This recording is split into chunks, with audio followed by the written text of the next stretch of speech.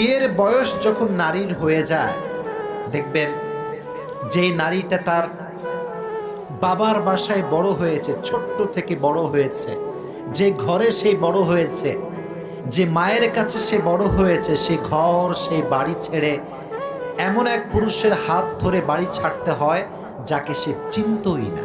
ঠিক কিনা?